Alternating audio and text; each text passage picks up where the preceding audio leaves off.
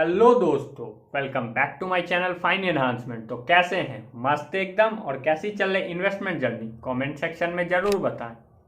अब 2-3 दिनों से मार्केट में एक नाम फ्लो हो रहा है। एक नाम काफ़ी ज़्यादा चर्चा में आ रहा है, जॉर्ज सोरस करके।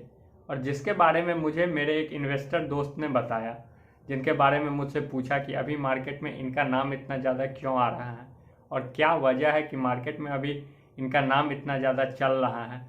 और वो भी काफ़ी घबराए हुए थे क्योंकि उन्होंने काफ़ी सारे इंटरव्यू वगैरह सुने और उनको लग रहा था क्योंकि मार्केट में एक नया क्राइसिस आ सकता है या फिर आ चुका है, जिसको लेके एज अ इन्वेस्टर हमें तैयार रहना चाहिए। तो मैंने सोचा क्यों ना इस पर एक वीडियो बनाया जाए और देखा जाए कि एक्चुअल में वो आदमी कौन है, पर्सनैलिटी कौन है, जिसने अडानी ग्रुप के साथ साथ पूरे इंडिया के इन्वेस्टर्स को, रिटेल इन्वेस्टर्स को हिला के रख दिया है। जैसा कि हिडनबर्ग ने एक रिपोर्ट पब्लिश किया और आधे मार्केट में अडानी ग्रुप की वैल्यू ख़त्म कर दी। और वैसा ही कुछ अभी देखने को मिल रहा है कि हो सकता है कि मे बी मंडे को मार्केट में एक अच्छा खासा गिरावट या फिर एक अच्छा खासा हमें गिरावट अडानी के शेयर्स में देखने को मिल सकता है। तो इन सब पे आज हम डिटेल्स में चर्चा करेंगे, बारीकी से हर एक पॉइंट्स को देखेंगे कि एक्चुअल में अभी क्या क्या पॉसिबिलिटी बनी हुई है, क्या क्या अभी चल रहा है, क्या पॉलिटिकल कुछ इसमें इन्फ्लुएंस है या पॉलिटिकल रीजन की वजह से ये बयानें आ रही हैं। तो इन सब पे हम डिटेल्स में चर्चा करेंगे और देखेंगे कि क्या हो रहा है। तो बिना टाइम को बर्बाद किए आज के वीडियो को आबाद करते हैं। अब जॉर्ज सोरफ की तरफ बढ़ने से पहले हम क्यों ना हिडनबर्ग की तरफ चलते हैं और देखते हैं कि पास्ट में हिडनबर्ग ने क्या किया। तो जैसा कि आज से 2 सप्ताह पहले मार्केट में एक न्यूज़ आउटफ्लो होती है और एक हिडनबर्ग ने एक रिपोर्ट पब्लिश करते हैं और बताते हैं कि अडानी की कंपनी ओवर वैल्यूड है, ओवर प्राइस्ड है। और उस कारण से इंडियन स्टॉक मार्केट में अडानी ग्रुप की वजह से एक हाईली वॉलेटिलिटी हमें देखने को मिली और अडानी के जो अच्छे शेयर्स थे उनमें भी हमें अच्छी खासी गिरावट देखने को मिली। जो कंपनियां अच्छे नंबर पब्लिश कर रहे थे उनमें भी हमें अच्छी खासी गिरावट देखने को मिली। बिना वजह के विलमार में मार पड़ती चली गई। अडानी पावर का हालांकि नंबर खराब आया लेकिन उनका भी सारा पावर निकल दिया। फिर ग्रीन एनर्जी की एनर्जी सारी खा गए।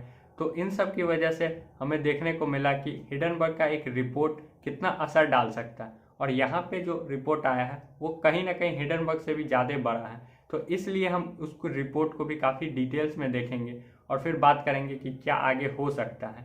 लेकिन उससे पहले अगर आपने हिडनबर्ग के रिपोर्ट को नहीं देखा तो उसका लिंक मैंने नीचे डिस्क्रिप्शन में दे दिया है, आप उस वीडियो को भी जाके देख सकते हैं ज़्यादा अंडरस्टैंडिंग और अच्छे नॉलेज के लिए।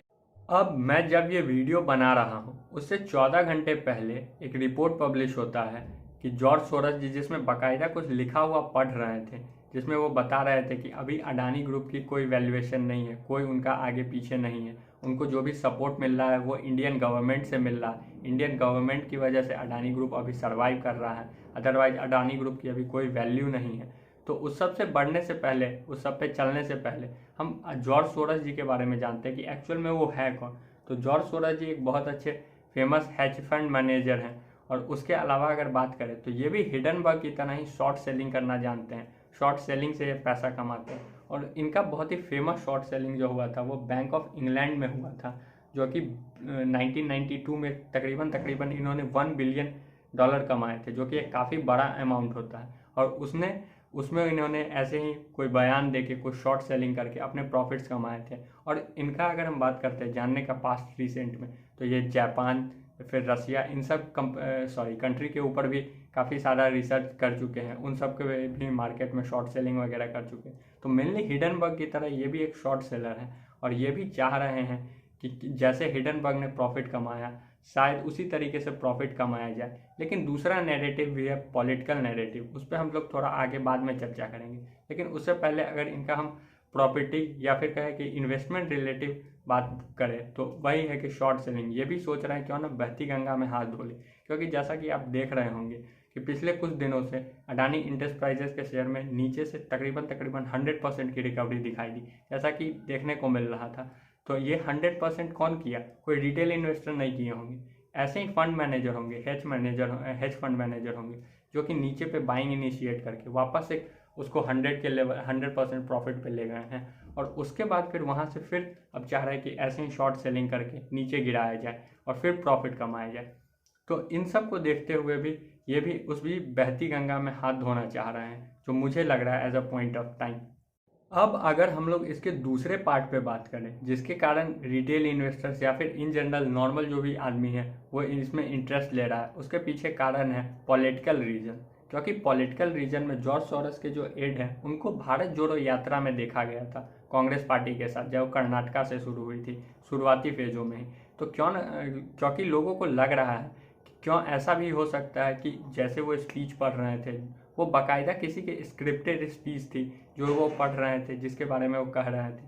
तो ये सब भी लोगों के मन में थॉट प्रोसेस आ रहे हैं कि इस वजह से भी, क्योंकि इंडियन, जैसा कि उन्होंने डायरेक्ट एक ग्रुप को टारगेट नहीं किया, डायरेक्ट उन्होंने अपने बयान में, जो इसका लिंक मैं नीचे डिस्क्रिप्शन में दे दूंगा, आप जाके उसे पढ़ सकते हैं या फिर अच्छे से सुन सकते हैं। तो उसमें उन्होंने बताया कि कैसे उसमें वो पीएम मोदी को ही डायरेक्ट टारगेट कर रहे हैं। अब उनके जो बयान थे उसमें दो चीज़ें जो काफ़ी इंटरेस्टिंग थी, जिस पे उन्होंने काफ़ी जोर दिया, काफ़ी ज़ोरों से बताया कि पहला तो इंडिया में डेमोक्रेसी नहीं रह गई है, जो मोदी है वो मोनोपोली ला चुके हैं, उनके वजह से अडानी जो है वो अडानी को फेवर कर रहे हैं, अडानी ग्रुप को फेवर कर रहे हैं। और इस वजह से कहीं ना कहीं मार्केट में हमें मंडे के रोज़ गिरावट देखने को मिल सकता है। क्योंकि अगर जैसे ही कोई इन्वेस्टर या फिर कोई इतना बड़ा fund manager, hedge fund manager, अगर किसी कंपनी के साथ साथ कंट्री के ऊपर अगर ऐसे एलिगेशंस लगाता है तो कहीं ना कहीं उसमें हमें देखने को मिल सकता है कि मार्केट में एक गिरावट देखने, डाउन ट्रेंड में हमें मार्केट जाता हुआ देखने को मिल सकता है। और इस सब पे कहीं ना कहीं जरूर, हालांकि अडानी ग्रुप की तरफ से कहीं ना कहीं बयानबाजी वापस से शुरू हो गई। इंडियन फॉरेन मिनिस्टर्स वो भी अपने प्रोस्पेक्टिव, अपने नैरेटिव से रख रहे हैं कि ऐसा कुछ नहीं है, वो जो भी कह रहे हैं वो 90% झूठी है, और जो भी कहा जा रहा है वो कह नहीं रहे हैं, कोई उन्हें कहवा रहा है। जैसा कि एक फेमस डायलॉग है कि बोल वो रहे हैं लेकिन शब्द किसी और के हैं, तो वैसे ही बोल तो वो रहे हैं जॉर्ज सोरोस जी, लेकिन शायद शब्द कहीं और से आ रहा है। तो ये भी नैरेटिव अभी मार्केट में चलता हुआ नजर आ रहा है, और इस सब को लेके हमें मंडे के रोज मार्केट में गिरावट भी देखने को मिल सकती है। और इसमें दूसरा बात ये भी है कि बाकियों फंड मैनेजर को क्या लग रहा है कि बाकी फंड मैनेजर एक्चुअल में यही सोच रहे हैं जो जॉर्ज सोरोस जी सोच रहे हैं, या फिर वो अपने प्रॉफिट के लिए, शॉर्ट सेलिंग करने के लिए बस ये अडानी ग्रुप को गिराना चाहते हैं, और इसलिए इतनी जोर की बयानबाजी कर रहे हैं। क्योंकि अगर किसी देश के प्राइम मिनिस्टर के ऊपर ऐसा एलिगेशन लगाया जाए तो ये कहीं ना कहीं फिर मार्केट के लिए और दूसरे भी हेज फंड मैनेजर के लिए खतरे का विषय हो जाता है, और इसलिए कंपनी के साथ साथ कंट्री की भी गुडविल चली जाती है। और इसी वजह से सोरोस जी डायरेक्ट इतने बड़े बयान दे रहे हैं। और जो इसका तीसरा कारण भी है कि अभी इंडिया में पॉलिटिक्स और दूसरा इंडियन जो स्टॉक मार्केट है वो भी काफ़ी आगे बढ़ रही है, और कहीं ना कहीं चुनाव आने वाले हैं। तो इन सब नेरेटिव में हमें देखने को मिल रहा है कि ये कहीं ना कहीं बयानबाजी किसी हद तक सही भी हो सकती है, और 90% या उससे ज़्यादा चांस है कि ये बस एक फेक, अपने प्रॉफिट के लिए बस एक फेक झूठ बोल रहे हैं और रिटेल इन्वेस्टर्स को फंसाने की कोशिश कर रहे हैं। इसके अलावा जो तीसरा रीज़न मार्केट को या रिटेल इन्वेस्टर्स या फिर डीआई को लग रहा है वह यह है कि अडानी की नेटवर्थ में जिस तरीके से शूटअप आया, जिस तरीके से बूम आया, वो अचानक से ही एक समय में वर्ल्ड के 600 पोजीशन के रिचेस्ट पर्सन थे, अचानक से देखते देखते वो सेकंड और थर्ड पोजीशन पे चले गए। तो वो उसमें भी कहीं ना कहीं यूएस का हाथ देखने को मिलता है कि क्या यूएस के जो रिटेल इन्वेस्टर्स को जो बहका रहे हैं या फिर जो एफआई को बहका रहे हैं वो वहाँ के जो रिचेस्ट पर्सन हैं उनके तरफ से तो ये न्यूज़ कहीं ना कहीं आउट की जा रही है, क्योंकि इंडिया की गुडविल को कहीं ना कहीं गिराया जाए, उनको नीचा दिखाया जाए। तो इस वजह से भी ये सारा कुछ हमें देखने को मिलता है। तो टोटल 3 इसमें कंक्लूजन हमें नज़र में आते हैं कि पहला तो ये हो सकता है कि वो खुद शॉर्ट सेलिंग करना चाह रहे हैं, शॉर्ट सेलिंग के बारे में सोच रहे हैं, तो इस कारण से वो अडानी ग्रुप के ऊपर जैसा हिडनबर्ग ने किया वैसा दिखा रहे हैं और वापस से अपना प्रॉफिट कमाना चाह रहे हैं, जैसा उन्होंने बैंक ऑफ इंग्लैंड में किया था और $1 बिलियन का एक भारी भरकम मुनाफा कमाया था, वो भी 1992 के टाइम में। तो पहला तो ये रीज़न देखने को। दूसरा, किसी इंडियन पॉलिटिकल पार्टी के तरफ से या फिर उनकी तरफ से कहीं ना कहीं इनको हायर करके और बोल वो रहे हैं लेकिन शब्द हमारे हैं करके इस तरीके से दिखाया जा रहा है, ताकि कहीं ना कहीं इंडिया की गुडविल या फिर इंडियन जो पॉलिटिकल पार्टी है उसके अपोनेंट्स खुद को मजबूत कर सके और बता सके कि नहीं, कंपनी के साथ साथ अभी गवर्नमेंट भी हमें फ्रॉड दिखा रही है।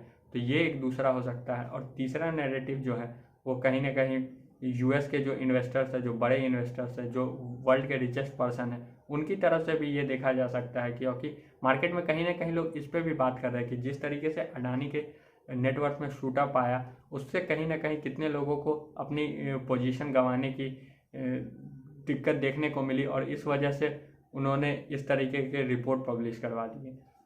अब आपको क्या लग रहा है इस रिपोर्ट को लेके, इस बयान को लेके, वो आप हमें कमेंट सेक्शन में बता सकते हैं। वीडियो से रिलेटेड कोई क्वेरी हो या फिर किसी और तरह की कोई क्वेरी हो तो आप नीचे कमेंट बॉक्स में या फिर बाकी सोशल मीडिया प्लेटफॉर्म में पूछ सकते हैं, जिस सभी का लिंक नीचे डिस्क्रिप्शन में गिवन है। अगर आपने हिडनबर्ग रिसर्च रिपोर्ट वाली वीडियो नहीं देखी तो वो भी जाके देख सकते हैं, चैनल पे अवेलेबल है, या फिर आपको लिंक नीचे डिस्क्रिप्शन में देखने को मिल जाएगा। तो धन्यवाद, आज के वीडियो में इतना ही। मिलते हैं अगले वीडियो में कुछ नए इंटरेस्टिंग टॉपिक के साथ। अगर चैनल पर पहली बार आए हैं तो चैनल को सब्सक्राइब करके बेल का आइकन जरूर प्रेस कर दें। धन्यवाद।